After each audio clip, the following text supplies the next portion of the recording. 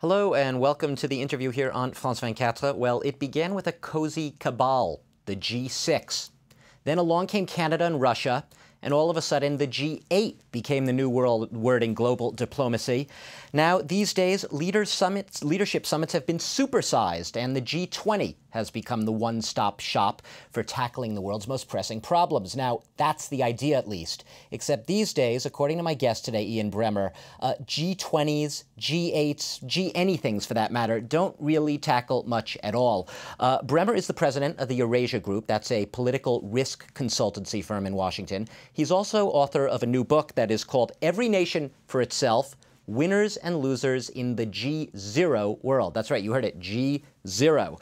He argues basically that the world is facing a void of global leadership for the first time in 7 decades. And I thank him for joining us today from Washington, D.C. Welcome to the show. Thanks for being here.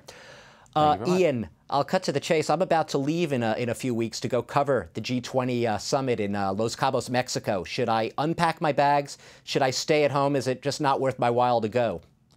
It's not the best use of your time. I mean, certainly there are a lot of leaders there, and the interviewing process on the sidelines is worthwhile. And look, it's always good for world leaders to have a chance to meet and understand each other. But that's very different from actually moving the ball, from responding to crises, to proactively setting a global agenda.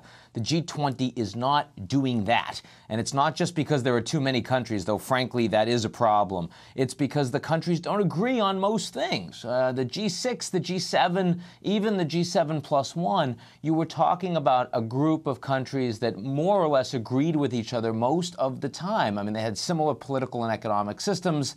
They were all the advanced industrialized nations. They were wealthy countries. That's not true anymore. And it's not that the new countries that have joined the G20 are nasty or evil or malevolent. It's that on most issues, there is no fundamental agreement. And so the G20 is aspirational. It's great if it worked, but it doesn't.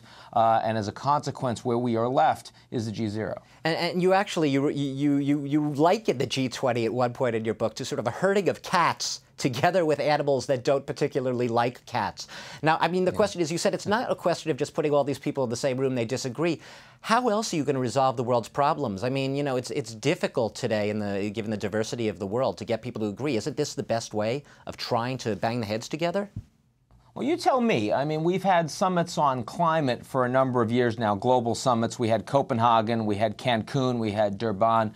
I mean, how many global summits do we need to have on climate that completely fail before we understand that we're not going to get it done globally? Now, you can say, well, it's a global problem. Don't we have to get it done globally? And my answer to you is, if it is completely apparent that you cannot get leadership at a global level, it behooves us, because the problem is becoming significant, to do it at a more localized level. Look, what I'm basically saying is, we had a world after World War II where the United States, with its allies, was driving effectively a G1 plus world. And whether it's the World Bank or the IMF or the Bretton Woods Accords on currency, all of those organizations were effectively driven by the United States. I'm saying that after 2008 and the financial crisis, you're no longer going to see U.S.-led global institutions and leadership. Instead, you could have U.S.-led institutions that aren't global, but you're not going to have them as global anymore. And yet you're not a declinist in the sense of you wouldn't argue really that America is in decline. I mean, it is still by far the largest power when it comes to this type of global summitry and trying to drive things forward. Look, I mean, this isn't great for the United States, don't get me wrong, but let's be clear. I mean, you're looking at Syria right now, and Bashar Assad is still in place, and these horrible atrocities and a civil war which is starting to spill across its borders into Lebanon and Turkey. And if the United States refuses to provide leadership to help to remove Assad from power, that's a problem at the margins for the U.S. It's a much bigger problem for the Syrian people, for the Lebanese, for the Saudis, the Qataris, you name it. The U.S. is leaving Afghanistan in 2014. I was talking to some Chinese officials recently and said, well, look, you know, the Brits did it, the Soviets did it, the Americans did it. Isn't it your turn? And the Chinese answer is absolutely not. It's a cesspool. We're not touching Afghanistan. Well, this is a much bigger problem for Pakistan and India than it is for the United States. So my point is not that the G0 is a happy place, but certainly if the United States is not going to be the world's policeman or the lender of last resort, if the U.S. isn't going to lead globalization, that is actually a much bigger problem for other countries than it is for America. It's a big problem, but specifically going back to the Syria conflict here, the big roadblock, as you know and I know, has been Russia so far in the Security Council, to a lesser degree China. What do you do? What is the format, in your opinion, for conflict resolution when you have a body such as the UN Security Council and you have one holdout, Russia in this case, refusing to go along? Well, I guess the point of the G0 is that we have to understand that we're prepared to tolerate a lot more chaos than we're usually willing to admit. I mean, we say that Bashar Assad must go. Well, I suspect we're going to be here in January 2013, and Bashar Assad's still going to be there. So what are the consequences? I mean, we told the North Koreans if they tested a nuke, we'd be really angry. They tested a couple nukes. Okay, I'm sitting in Washington. We're angry. What are we doing with that? Well, your book, the title of your book, the first part before that colon, Every Nation for Itself. So what are you saying? Should the U.S. now, encourage or give the wherewithal to countries that are inclined to arm the opposition? What specifically, concretely should be done in this Every Nation for Itself model? Look, I think the best that you can hope for in this environment is you try to put together coalitions of the willing. Now, we typically talk about that in terms of wars, but coalitions of the willing could involve monetary policy or climate or trade.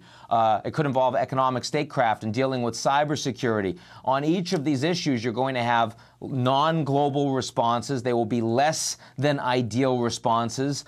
They will be half measures, but that's better than no measure whatsoever. And on Syria, yes, you're not going to remove Assad, and the opposition is weak and frankly disenfranchised because a lot of people believed that on the ground in Syria that once Kofi Annan came in, that was going to provide NATO the impetus to remove this guy. Well, I haven't seen that. Nobody else has either. And the Russians have shown they're more than willing to stop this from happening. And some people would argue that the Kofi Annan peace plan has actually just given Assad cover. It's bought some time for the West because there's no appetite for military intervention.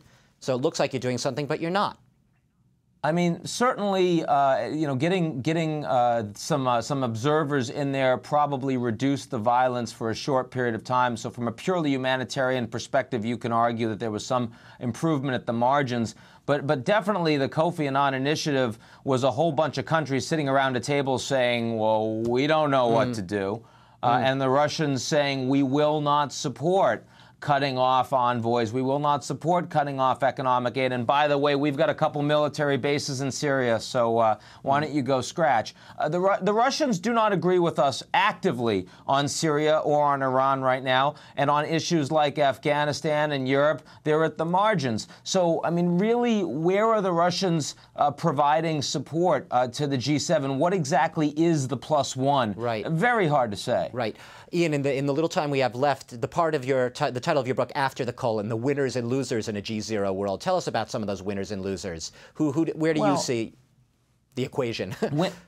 Winners in the G0 world, first of all, in a world that's going to be much more volatile, you don't just look for growth, you also look for resilience. And so Japan, which has no growth but has extraordinary resilience, does a little bit better. The United States, which has some growth and a lot of resilience, looks more attractive. The U.S. dollar doesn't get hammered in the G0. That does mean that the U.S. policymakers down the road here in D.C. won't go as fast as they otherwise might. A bunch of other countries that do well are those that can adapt between different models of leadership and integration that aren't global, such as Indonesia, such as Turkey, such as Brazil. Most of Africa does well in this environment. Even a country like Canada that can pivot between the United States and Asian states who need access to their energy resources do better in a G0 world. So sort of the more emerging countries, the more agile countries, whereas much larger powers are more like these big ships that take a long time to turn.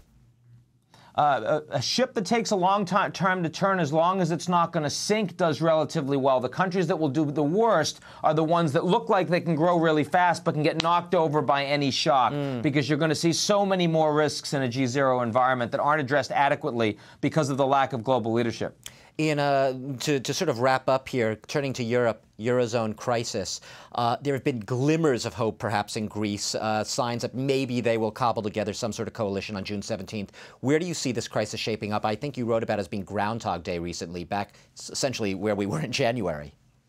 I know, it does feel like that movie. Of course, the interesting thing about Groundhog Day is that while it seemed endless, it did eventually come to an end. And I think the same thing is true with the Eurozone, but the process is no fun. We're dragging it out. And we're dragging it out incrementally precisely because it's the only way you get responsible governance, and it's the only way you build improved architecture and institutions. The Germans understand that. They want a rule-based Europe, not just German leadership. And of course, Brussels understands that too. So I think we get through June 17th by the skin of our teeth, as we have so many times, and then Spain is very much back in our focus, and concerns about the Spanish banking system, and then Italy down the road as well. But we are incrementally getting our way through this Eurozone crisis. Last word, new president here in France, François Hollande. Some people say he's changed the dynamic, talking a lot about growth. Has he changed the dynamic, or is Germany still basically dictating terms? Merkel talks some more about growth now, too. I think this is absolutely part of a broader dynamic where countries understand that competitiveness has to be created, more trade, more free trade agreements have to be created, and also countries can only handle so much austerity. Merkel is still in the driver's seat. Hollande is very supportive of the Eurozone, of course, and is very supportive of Merkel. Surprising that Merkel was as proactive in campaigning for Sarkozy as she did. Certainly there has to be some bad feeling about that on the personal side, but I don't think it affects the German-France relationship much at all. Well, we're going to have to see if we can find a way out of Groundhog Day. I think in the movie he finally did. Ian Bremmer, we're going to have to leave it there. Ian Bremmer, president of the Eurasia Group, political risk consultancy in Washington, also author of the new book, Every Nation for Itself, Winners and Losers in a G0 World. Thank you very much for being here today, and thanks to all of you for watching the interview on France 24. My pleasure.